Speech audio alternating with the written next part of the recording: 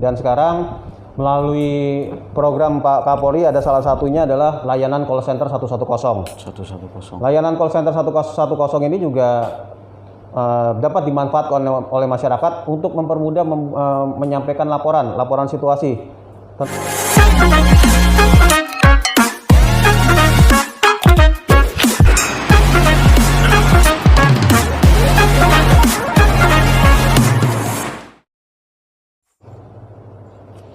Assalamualaikum warahmatullahi wabarakatuh.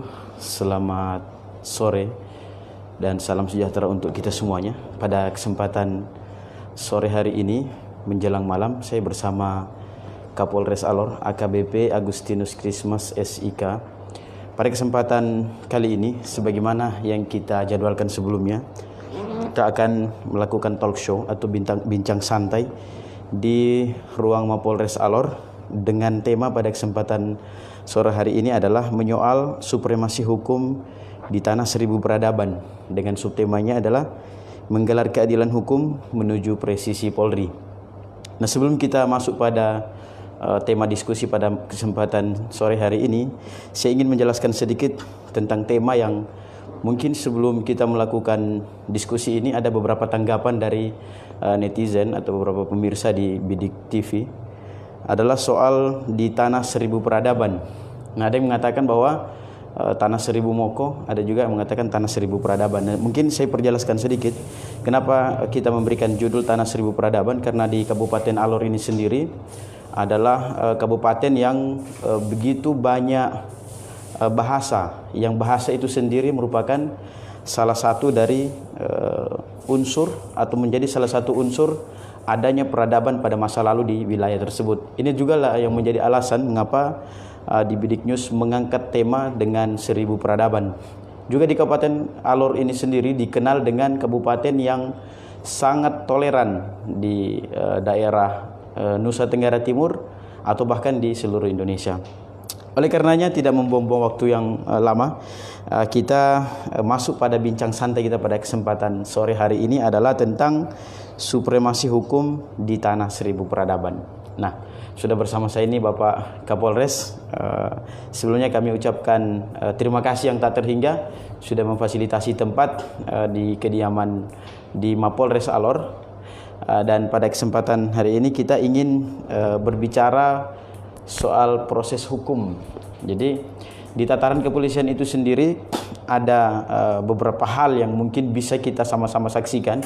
Juga di tempat ini kita belajar bersama Bapak Kapolres soal proses penyelesaian masalah atau kasus-kasus yang kemudian dilaporkan di jajaran kepolisian. Oleh karena itu mungkin atas waktunya kami persilakan. Baik, sebelumnya saya menyapa, kalau biasanya di kami juga ada akun Facebook kami, kita juga melakukan live streaming, biasanya kita menyapa sobat-sobat virtual.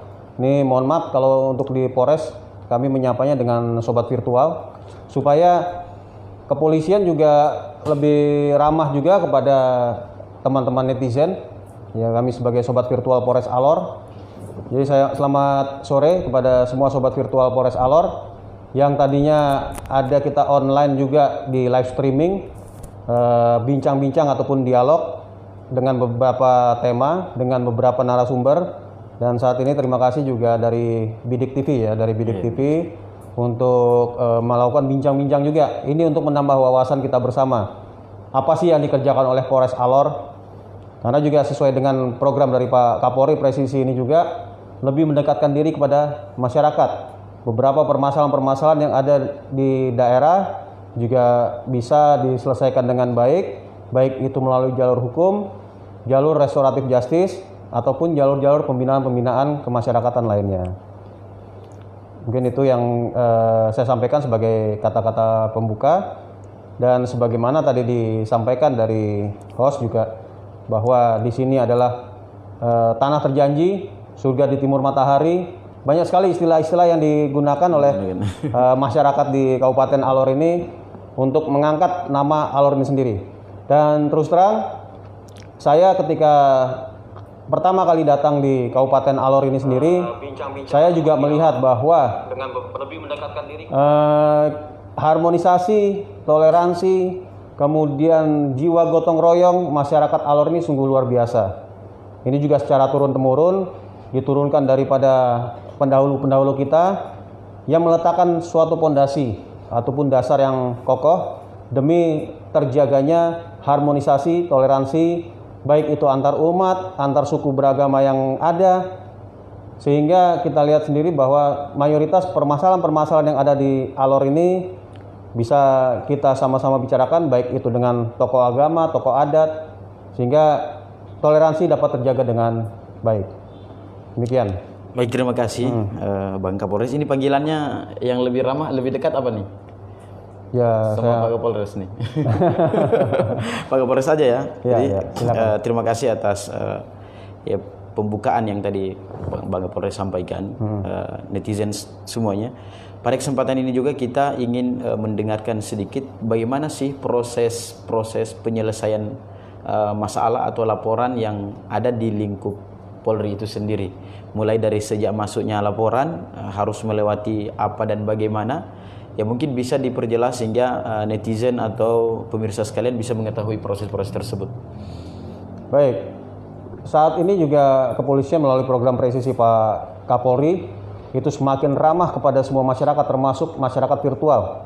Karena tidak dipungkiri juga bahwa saat ini sudah terbentuk suatu society, virtual society, di mana masyarakat saling berinteraksi melalui media sosial dan lain sebagainya. Demikian juga masalah pelaporan-pelaporan juga kita juga terus tingkatkan juga, ini juga ramah terhadap virtual society tadi tersebut. Nah, kalau secara prosedural untuk masalah pelaporan ini juga kita pertama kali laporan akan diterima oleh SPKT.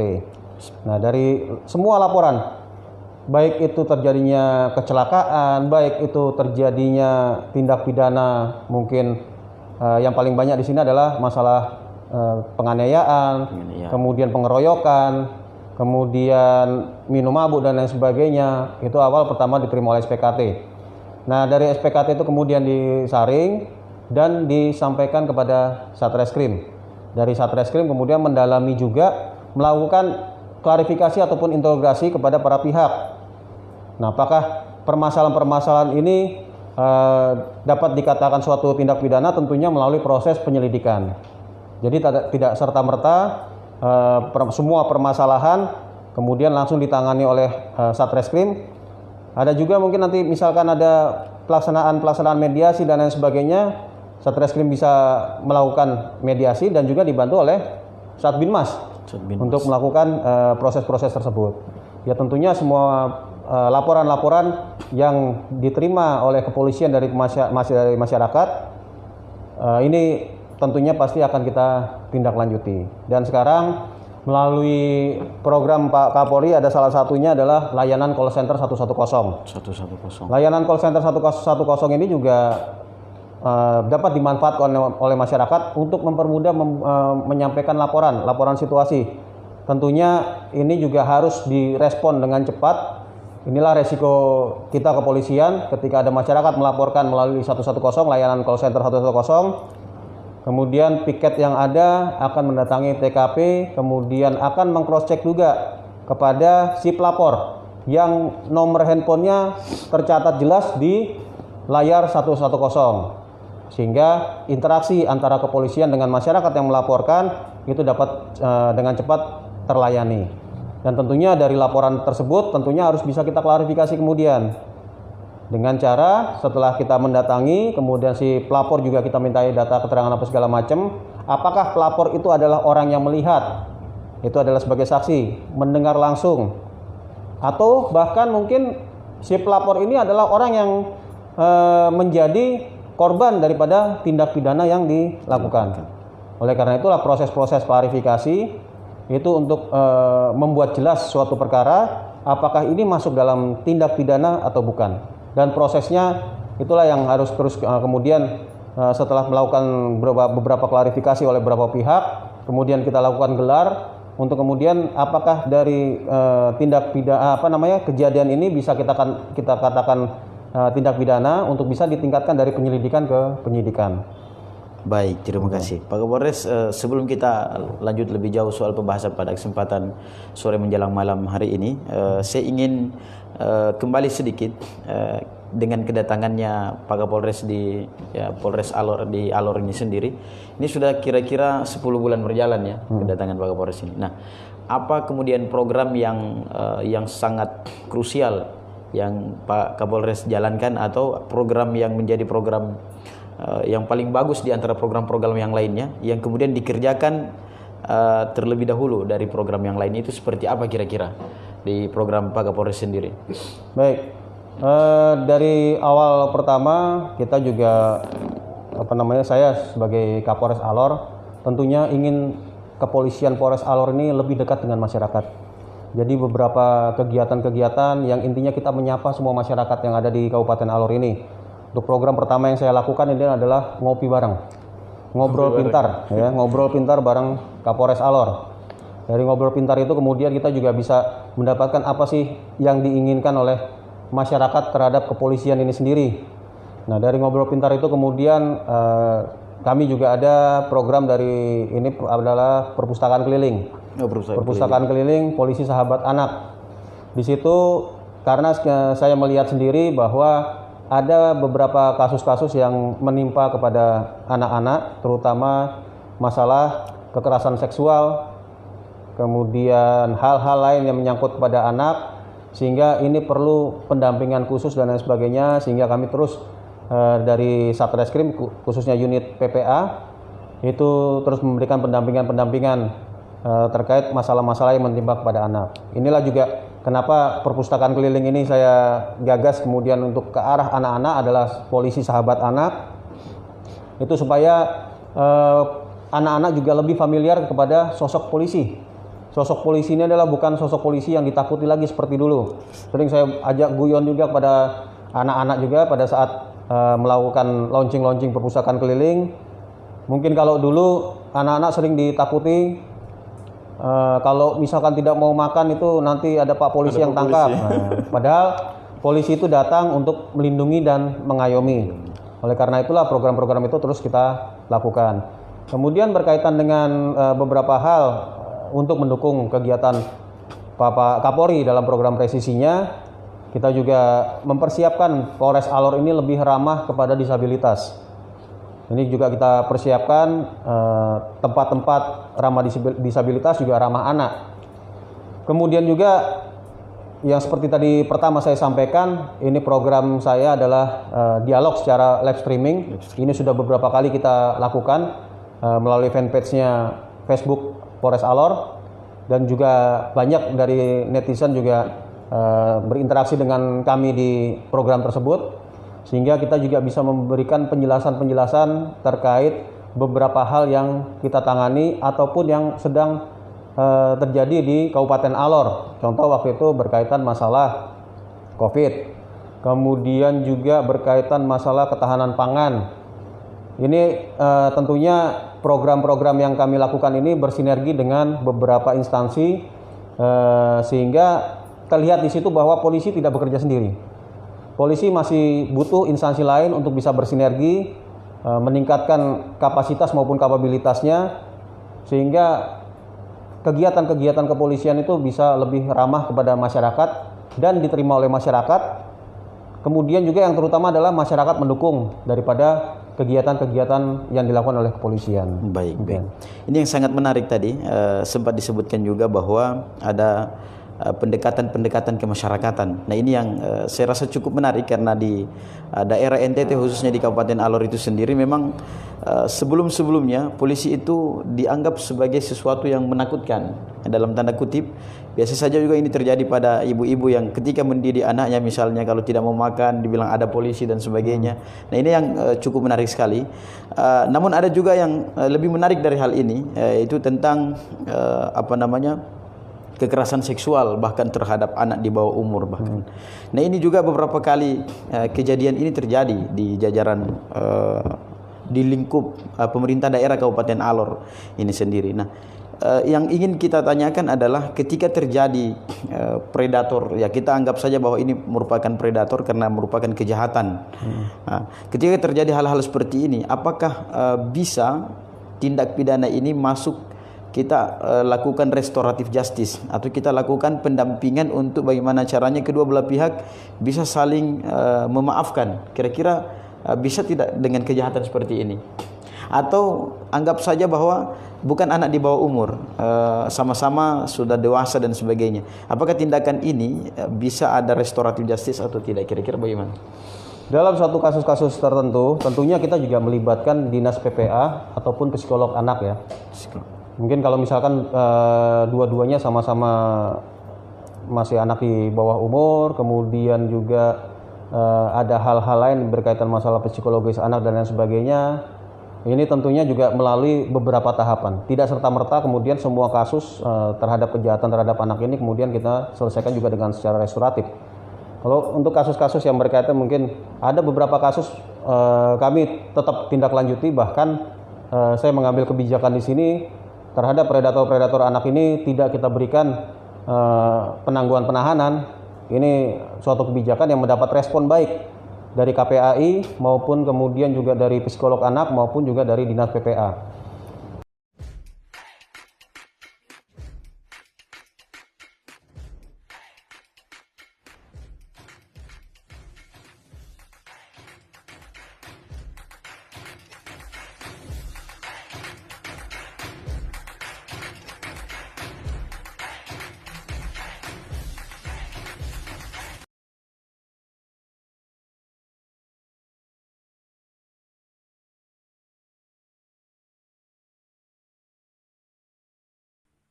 Baik, terima kasih.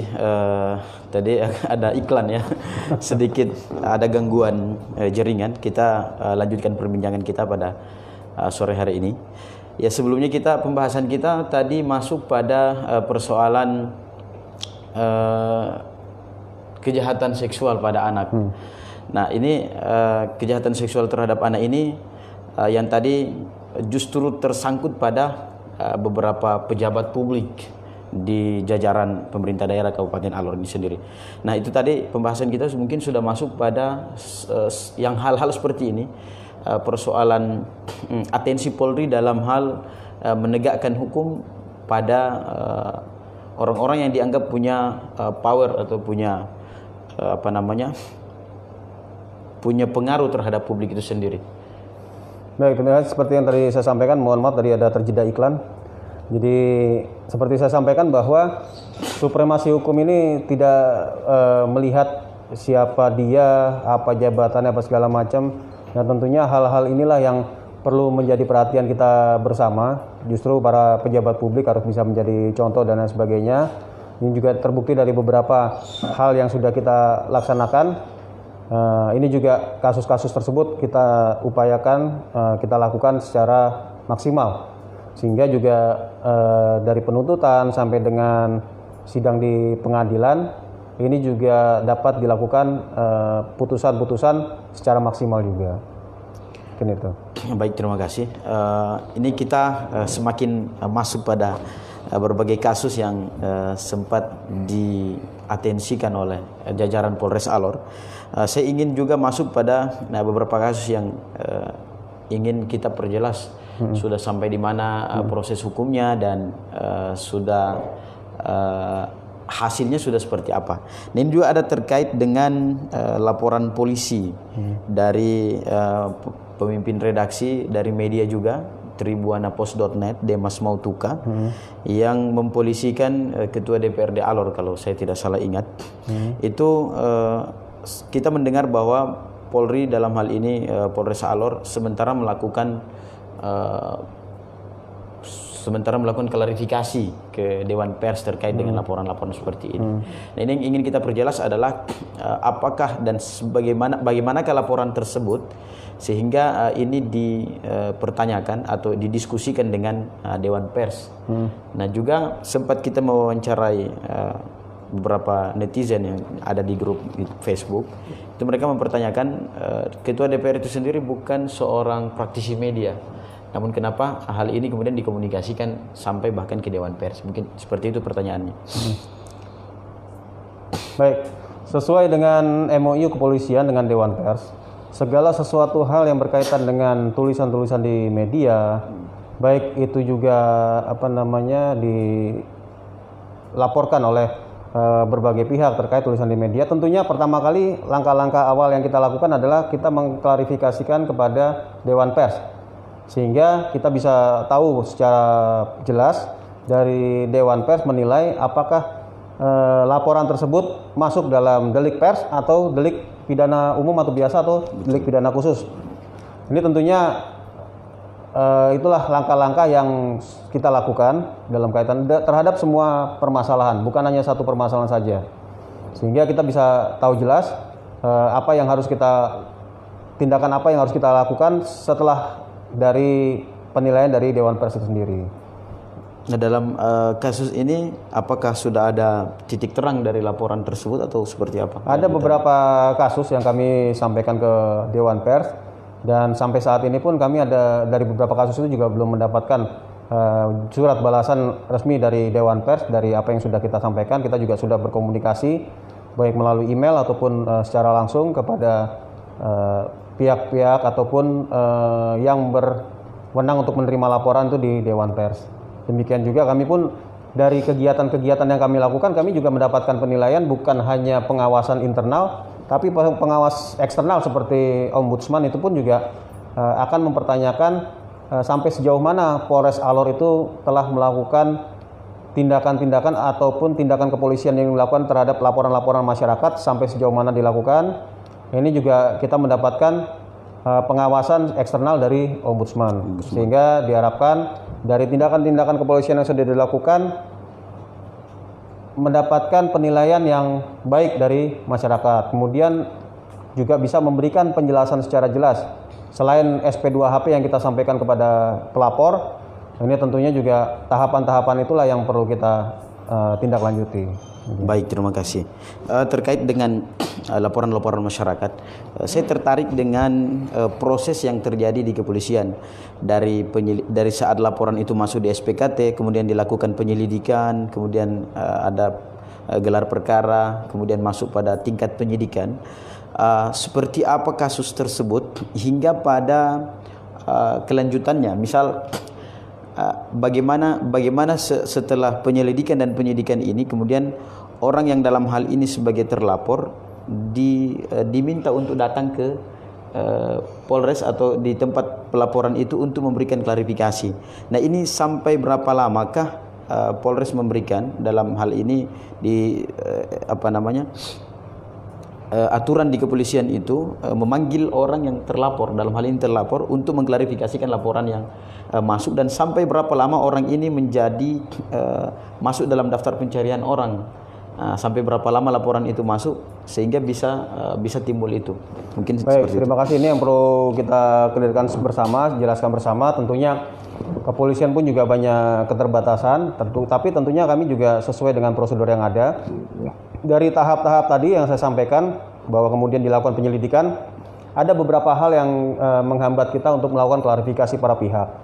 Yang pertama, ketika pelapor itu melakukan pelaporan kepada SPKT, kemudian diterima oleh SPKT, kemudian dibuatkan laporan polisi ataupun laporan pengaduan, kemudian ditindaklanjuti oleh Satreskrim untuk melakukan klarifikasi lebih lanjut ataupun integrasi lebih lanjut.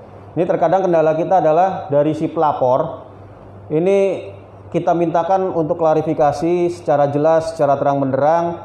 Terkadang juga mereka banyak alasan kesibukan dan lain sebagainya, sehingga kadang-kadang terjadi jeda waktu yang cukup panjang, cukup lama. Ini juga menjadi tunggakan kasus kita. Ketika itu dibuatkan laporan, kemudian tidak terselesaikan, tentunya kami akan mendapatkan penilaian-penilaian dari internal kami juga. Nah, inilah kerjasama yang baik. Ketika sudah membuat laporan di SPKT, hendaknya masyarakat pelapor siapapun saja, baik itu masyarakat biasa sampai dengan pejabat sekalipun, kami tetap melayani dengan baik.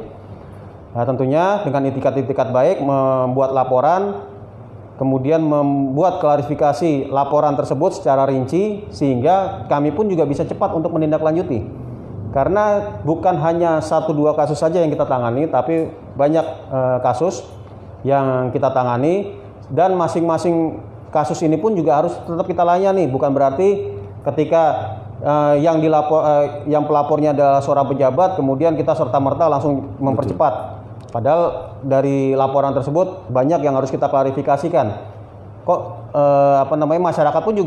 masyarakat biasa pun juga perlu mendapatkan ruang yang benar, ruang yang sama ketika dia melaporkan, kemudian ternyata juga dia sebagai pelapor cepat memberikan klarifikasi, kemudian kita juga melakukan klarifikasi terhadap pelapor sehingga kita bisa melakukan gelar perkara. Apakah perkara yang dilaporkan ini, kemudian hasil klarifikasi kita terhadap si terlapor bisa kita simpulkan dalam gelar perkara tersebut. Apakah dari tingkat penyelidikan bisa kita tingkatkan kepada penyidikan, menetapkan tersangka, barang bukti dan lain sebagainya untuk kita meminta penetapan kepada kejaksaan. Kalau itu semua bisa berjalan dengan baik, tentunya proses hukum selanjutnya bisa berjalan juga dengan baik. Nah, inilah perlu kerjasama yang baik antara kepolisian, kemudian pihak terlapor, pihak pelapor, sehingga permasalahan-permasalahan ini bisa clear. Baik. Kadang-kadang masalah kecil yang kami temui, kemudian karena hasil dari klarifikasi itu masih tertunda-tunda akibat karena mungkin kesibukan dan lain sebagainya dari pihak pelapor, sehingga akhirnya laporan-laporan pengaduan ataupun laporan polisi yang masuk ke kami seolah-olah polisi membiarkan atau bagaimana. Tidak seperti itu. Nah, oleh karena itulah butuh kerjasama juga dari pihak-pihak yang berkaitan dengan hal tersebut. Baik, itulah tadi penjelasan. Lebih rincinya adalah ketika ada pelaporan, maka kedua belah pihak dalam hal ini pelapor maupun terlapor mungkin diminta kesediaannya untuk terus berkoordinasi dengan pihak kepolisian, baik itu penyidik maupun yang lainnya untuk jalannya proses hukum itu. Nah, ini yang menarik adalah ketika ada bagaimanakah SOP sampai terbitnya DPO dari kepolisian, misalnya daftar pencarian orang. Nah, sehingga itu bisa dilakukan atau bisa disebarkan di beberapa instansi. Nah, dalam hal ini ada contoh kasus yang sementara ini juga menjadi perbincangan publik bahkan di media sosial adalah terbitnya DPO dari kepolisian dalam hal ini terhadap saudara Lombuan Jahamo kalau tidak salah.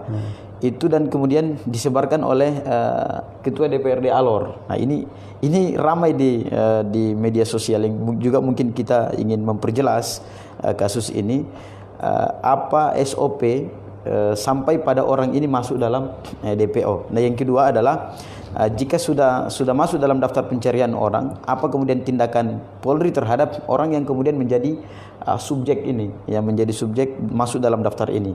Apakah dia segera ditangkap, berkoordinasi dengan pihak Polri yang lain, atau apakah dibiarkan saja? Karena kasus ini adalah kasus yang mungkin menjadi atensi publik, dan ini seolah orang yang sudah masuk dalam daftar pencarian orang itu kok selama ini biasa-biasa aja, dia bahkan keliling beberapa keluar daerah bahkan. Ini seperti apa kira-kira? Baik, terima kasih. Dalam proses DPO ini sendiri tentunya daftar pencarian orang itu kemudian disampaikan kepada masyarakat untuk diketahui oleh halayak bahwa yang bersangkutan kemudian ditetapkan sebagai tersangka. Ini tentunya juga melalui proses tadi.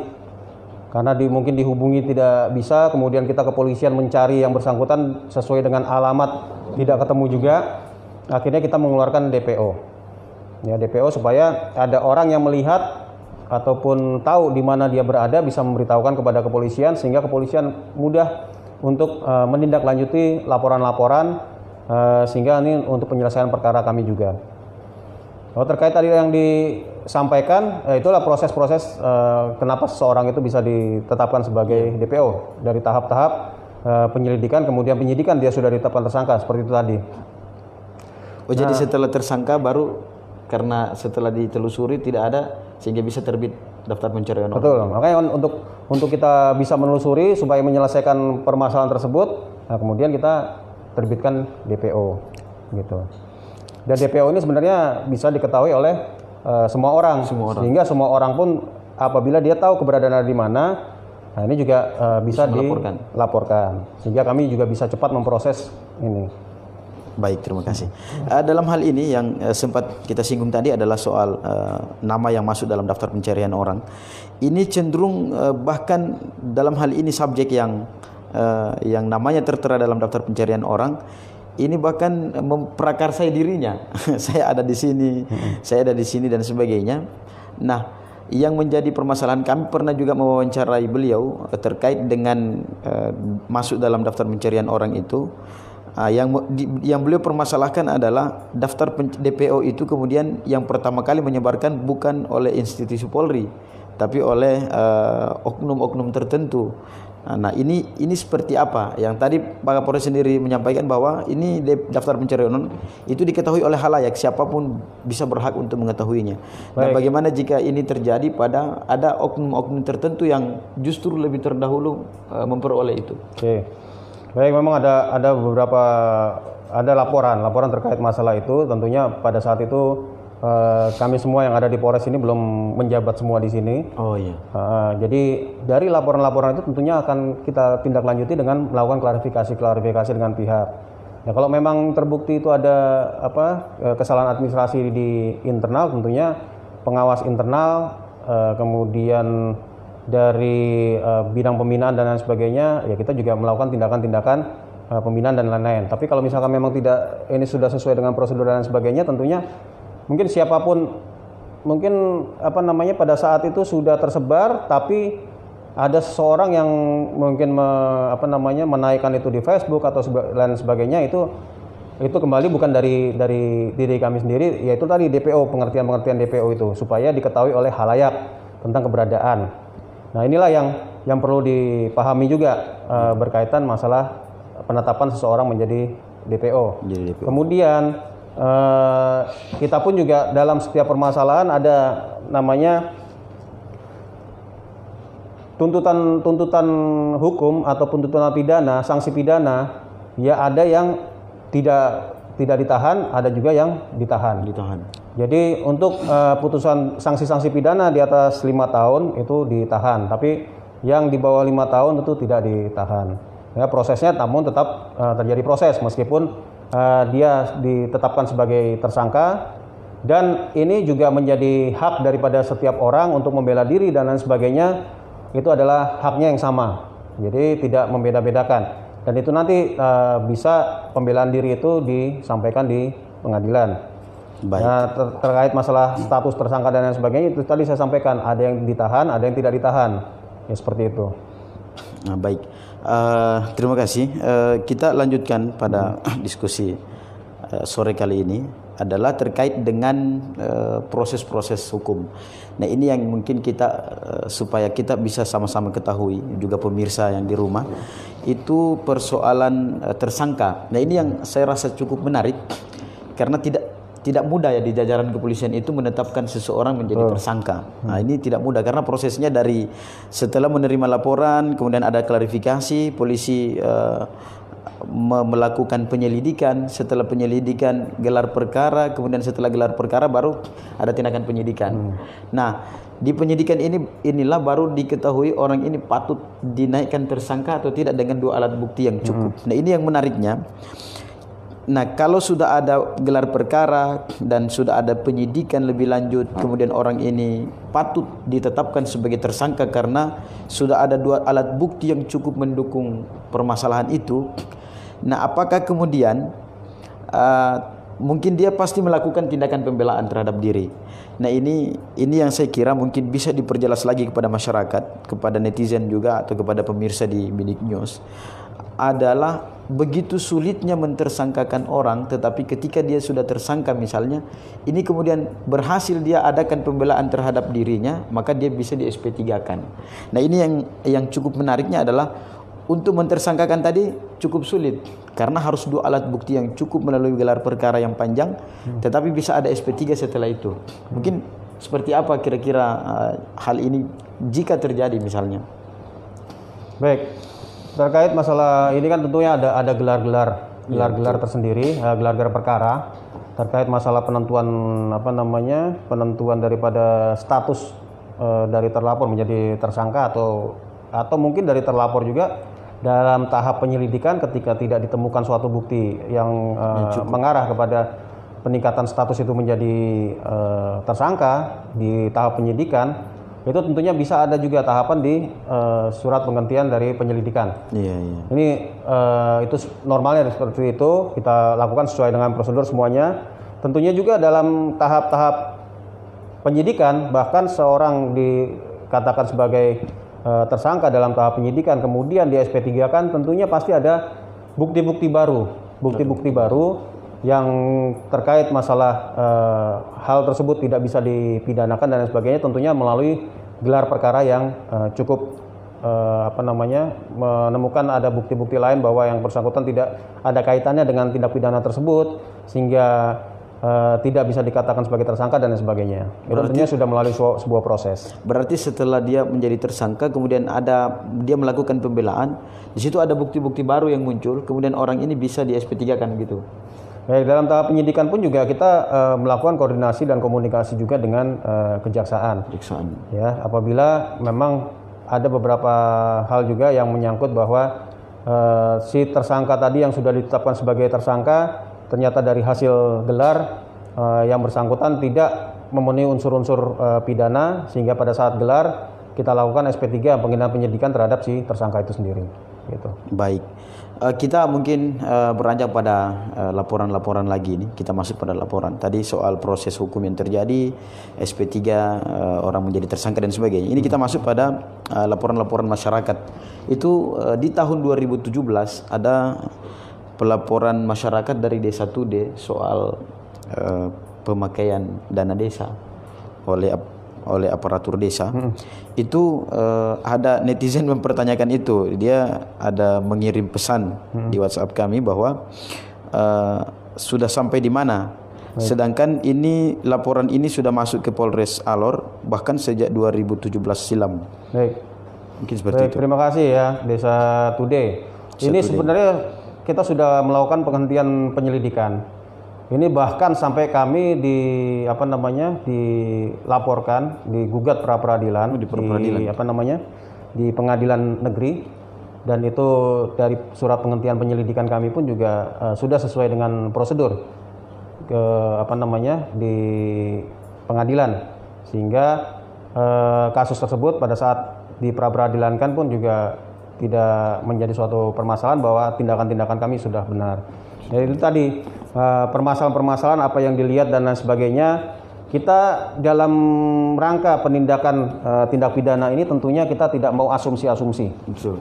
Kadang-kadang mungkin ada kelompok-kelompok tertentu, mohon maaf, ada yang melaporkan, tetapi dia tidak sendiri yang menjadi objek daripada perkara ataupun menjadi saksi yang tahu persis bagaimana. Hanya disampaikan katanya. Nah, inilah yang tidak bisa kita terima dari dari kepolisian, karena kita tidak bekerja berdasarkan asumsi, tetapi berdasarkan fakta hukum. Fakta hukumnya bagaimana? Dan dalam undang-undang pun, dalam setiap perkara pun juga di situ bisa kita lihat adalah barang siapa. Barang siapa itu adalah mengarah kepada orang. Siapa yang melakukan? Siapa yang membuat suatu tindak pidana itu sendiri. Kemudian kapasitas saksi. Saksi itu bagaimana? Itu sudah diatur semua oleh undang-undang. Oleh karena itu, kepada semua masyarakat yang merasa melihat, merasakan atau dia menjadi korban ataupun saksi dari suatu tindak pidana, hendaknya bisa menjelaskan secara terang benderang kepada pihak kepolisian, sehingga kami bisa merunut kegiatan-kegiatan apa ataupun tindak pidana apa yang sesuai dengan unsur-unsur pidana yang ada dalam undang-undang. Selepas daripada itu, kami tidak bisa menindaklanjuti. Itu tadi, apabila memang tidak memenuhi unsur, kita hentikan penyelidikan maupun penyidikannya. Ya, baik. Jadi itulah jawabannya. Ini pertanyaan dari netizen ke call center kami soal di masyarakat di Desa Tude. Di masyarakat Desa Tude tadi ya, saya kira jelas penjelasan dari Pak Kapolres tadi bahwa memang tidak ditemukan tindak pidana yang ada pada laporan tersebut. Nah, kita beralih lagi pada pesan lagi yang lain ini. Ada kasus pungli BLT dana desa di Desa Delaki pada tahun 2020 yang notabene-nya terbukti melakukan pelanggaran berdasarkan hasil temuan audit IRDA yang sudah direkomendasikan kepada Tipikor Polres Alor. Nah, ini tahun 2020. Ini pertanyaan netizen soal desa Delaki. Ini sudah masuk di Tipikor katanya. Ada temuan dari Irda dan ini Irda langsung yang mengaudit. Kira-kira mungkin sudah sampai di mana ini desa Delaki ini? Oke, kalau seperti itu sudah masuk di laporannya, pasti kami akan tindak lanjuti. Betul. Nah, dalam proses-proses penyelidikan, tentunya dalam suatu tindak pidana korupsi, ini butuh penyelidikan yang tidak sebentar. Karena kami harus mencari semua bukti-bukti. Nah, bukti-bukti yang mengarah kepada kegiatan yang dilakukan oleh terlapor ataupun si pelaku. Bisa jadi si pelaku ini tidak berdiri sendiri untuk melakukan suatu tindak pidana. Bisa mungkin satu orang ataupun dua orang lainnya yang ikut serta dan lain sebagainya. Ini tentunya butuh pembuktian yang dapat dipertanggungjawabkan secara hukum. Seperti tadi saya sampaikan, dalam rangka penyelidikan untuk membuat terang ditingkatkan kepada penyidikan, itu tentunya kita harus sudah jelas dulu bagaimana barang bukti yang ada, kemudian untuk penetapan tersangka, apakah memang betul-betul tersangka itu hanya one man show ataupun satu orang atau tunggal, atau memang ada pelaku-pelaku lain. Nah, ini yang perlu kita dalami secara betul. Karena dari penetapan tersangka itu pun juga sendiri saat ini, ketika seseorang ditetapkan sebagai tersangka, dia mempunyai hak untuk membela dirinya, kemudian mengajukan pra-peradilan terhadap sah atau tidaknya ditetapkan sebagai tersangka. Nah, ini yang perlu kita hati-hati. Dan sampai nanti ketika yang bersangkutan menggunakan haknya untuk bisa melaporkan pra-peradilan terkait dengan penetapan tersangka itu, kemudian kita kalah, nah inilah banyak dampak-dampak yang lainnya. Itulah yang perlu kita hati-hati, sehingga setiap pelaksanaan tingkatan-tingkatan itu kita perlu melakukan gelar perkara. Dari gelar perkara itu bisa secara terang benderang, karena dalam gelar perkara ini melibatkan beberapa unsur juga. Ya, bukan hanya si penyidik ini sendiri yang melakukan gelar, betul, tetapi juga pengawas-pengawas internal juga ikut dalam gelar tersebut untuk menentukan bagaimana apakah tindakan-tindakan dari penyidik ini sudah benar atau tidak. Gitu. Baik. Jadi itu tadi desa Delaki ya. Desa Delaki sudah ada penjelasan yang komprehensif terkait dengan laporan itu. Sementara ini masih berjalan di tataran Polres Alor. Jadi mungkin menunggu hasil nanti kita coba dalami lagi ya. Nanti lagi. Silakan, kami terus siap untuk berkomunikasi dengan beberapa pihak. Iya. Ya, tentunya dengan komunikasi inilah yang perlu kita bangun, karena memang ada beberapa anggaran-anggaran dana desa yang dilaporkan mungkin bukan hanya ke kepolisian, tapi juga disampaikan kepada kejaksaan. Nah, kita juga saling berkoordinasi juga dengan kejaksaan. Gitu. Jadi sifatnya di sini kita selalu terbuka dengan laporan-laporan tersebut dan menindaklanjuti sesuai dengan apa sih barang bukti yang ditemukan oleh masyarakat ataupun kesesuaian pernyataan, kesesuaian perbuatan yang dilakukan oleh seseorang yang berindikasi dia melakukan tindak pidana korupsi. Baik, terima kasih. Kita sudah sampai pada penghujung perbincangan kita pada sore hari ini. Namun sebelum menutup ada satu pertanyaan lagi Pak Kapolres ini soal orang itu melakukan tindak pidana korupsi, kemudian dia mengembalikan dana tersebut. Nah, apakah ada batasan nominal dia melakukan korupsi, misalnya dalam hal ini dana desa contoh, berapakah angka nominal yang kemudian dia bisa mengembalikan itu, lalu dia bisa bebas dari jeratan hukum soal laporan itu. Nah, ataukah memang tidak terbatas dananya, berapapun yang dia ambil tanpa hak kemudian ia kembalikan, lalu dia bisa bebas dari jeratan itu. Kira-kira ada batasannya atau tidak itu? Baik. Ini tentunya proses-proses ini ada ketentuannya, ya ketentuannya. Kita juga terus berkoordinasi dengan Polda maupun sampai dengan Mabes Polri terkait masalah penanganan ini. Tentunya kan harapan-harapan dari pemerintah ataupun dalam hal ini Presiden, beberapa kebijakannya juga adalah untuk menyelamatkan keuangan negara. Nah, dalam hal ini ada satu contoh kasus di sini, yaitu yang di Tude. Dalam tahap-tahap penyelidikan, yang bersangkutan punya niat baik untuk mengembalikan. Niat baik itu tentunya bukan karena kita, dan hitungan daripada kerugian negara itu juga bukan polisi sendiri yang menghitung itu sendiri. Ya. Itu ada APIP ataupun mungkin dari BPK. yang kemudian mengkalkulasikan berapa sih kerugian negara yang harus dia kembalikan. Kalau yang bersangkutan tidak punya niat baik, kemudian merasa dia benar, kemudian ternyata dari bukti-bukti yang kita miliki, hasil penghitungan dan lain sebagainya, itu ternyata dia terbukti bersalah. Nah, tentunya kalau misalkan dia tidak ada niat baik untuk mengembalikan kerugian negara, itu tentu akan kita tindak lanjuti. Kita tidak akan menunggu sampai si orang itu mengembalikan atau punya niat baik. Kalau proses itu kita sudah rasa perlu dan mau itu si terduga pelaku ataupun yang kemungkinan kita jadikan tersangka ini dia tidak ada niat baik ataupun dia mengaku perbuatannya itu salah dan lain sebagainya, tentu akan tetap kita tindak lanjuti. Jadi pada intinya adalah kita tetap melakukan proses-proses itu sesuai dengan ketentuan hukum yang berlaku. Baik. Ya, jadi sebagaimana yang kami sampaikan tadi, kita sudah sampai di penghujung diskusi pada kesempatan sore menjelang malam ini. Ingin kita simpulan dari perbincangan kita pada kesempatan sore hari ini, walaupun masih banyak pertanyaan-pertanyaan lagi, namun karena kita dibatasi oleh waktu sehingga kita sudah mengakhiri saja perbincangan kita. Mungkin di lain kesempatan lagi mungkin bisa kita lakukan audiensi atau kita adakan perbincangan. Bahkan program Kapolres sendiri adalah ngopi bareng ya. Nah, ngopi bareng ini kepada masyarakat luas, kepada masyarakat secara umum, sehingga siapa saja punya hak untuk bisa berkoordinasi dengan kepolisian soal laporan-laporan tadi. Nah, mungkin ada sebelum kita masuk pada akhir, satu statement saja dari Kapolres Alor soal penegakan hukum di jajaran Polres Alor ini sendiri.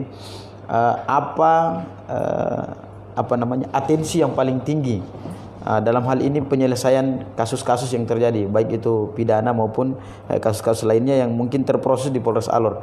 Nah, mungkin apa statement Kapolres terkait dengan apapun dan siapapun dalam hal ini yang melapor maupun terlapor di jajaran Polres Alor ini, tindakan dari kepolisian sendiri dalam jajaran Polres Alor seperti apa terhadap mereka? Mungkin satu statement saja. Baik, saya selaku Kapolres Alor berkaitan dengan supremasi hukum, tentunya kita tetap berpatokan kepada hukum. Ya, hukum ini tidak memandang siapapun sebagai pelaku. Ini tentunya tetap kita lakukan proses-proses.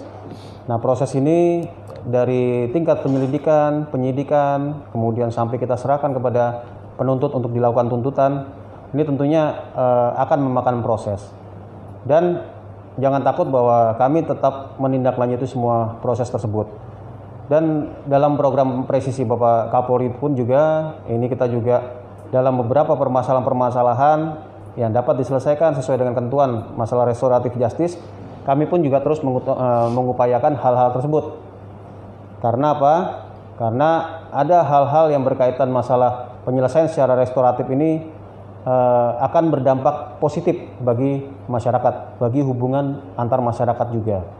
Sehingga kita harapkan para pelaku kejahatan pun dengan adanya beberapa permasalahan yang kita selesaikan secara restoratif juga intinya adalah mereka menyadari bahwa perbuatan-perbuatan yang dilakukan adalah salah. Dan kemudian ketika dia sudah menyadari kesalahan-kesalahan tersebut dan penyelesaian hukum itu bisa dilakukan secara restoratif, ini akan kembali lagi kepada masyarakat. Hubungan antar masyarakat juga bisa lebih baik dan intinya adalah pada ujungnya adalah terpeliharanya Kamtipmas yang kondusif. Terima kasih. Nah, jadi di ujung diskusi ini pada judul sebagaimana yang kita ketahui bersama bahwa menyoal supremasi hukum di tanah seribu peradaban atau Kabupaten Alor itu sendiri, menggelar keadilan hukum menuju presisi Polri. Nah, kita sudah alhamdulillah sudah sampai pada penghujung ini. Mungkin sebagai penutup, closing statement dari Pak Kapolres terkait dengan diskusi kita dengan judul menyoal supremasi hukum di tanah seribu peradaban, menggelar keadilan hukum menuju presisi Polri. Mungkin statementnya ditambah sedikit dengan program presisi Polri lebih pada seperti apa, mungkin seperti itu. Program presisi Pak Kapolri, dalam program 100 hari ini sudah mendapatkan apresiasi dari beberapa pihak, baik dari tingkat pusat sampai dengan tingkat daerah, dan beberapa layanan-layanan sudah digelar.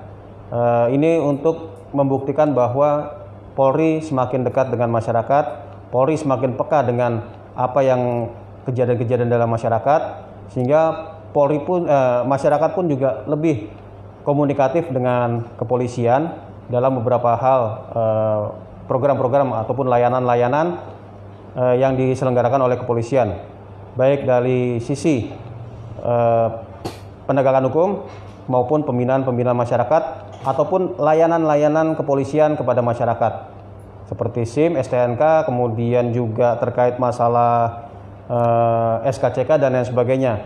Ini tentunya yang kita sampaikan kepada masyarakat, layanan-layanan publik kepada masyarakat lebih dapat familiar di masyarakat. Baik, terima kasih banyak atas closing statement yang disampaikan oleh Kapolres Alor, AKBP Agustinus Krismas Tri Suryanto SIK.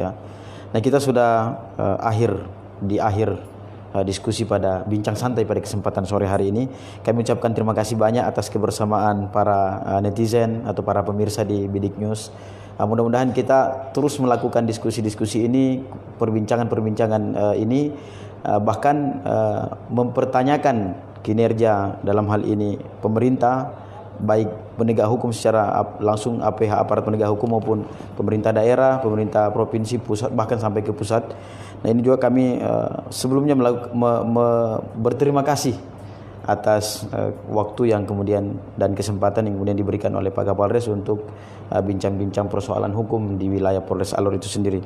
Untuk itu, sebagai akhir dari diskusi ini, kita sama-sama tentunya berharap bahwa setiap proses hukum yang kemudian ada dan masuk di jajaran Polres Alor secepatnya terselesaikan. Begitu juga dengan para pihak yang tergabung atau para pihak yang kemudian masuk dalam hal ini, dalam pelaporan ini, baik terlapor maupun pelapor, agar bisa terus berkoordinasi, berkomunikasi dengan penyidik ataupun di Polres Alor itu sendiri, agar kasus-kasus yang mungkin telah dilaporkan bisa menjadi atensi atau perhatian khusus dari pihak kepolisian itu sendiri.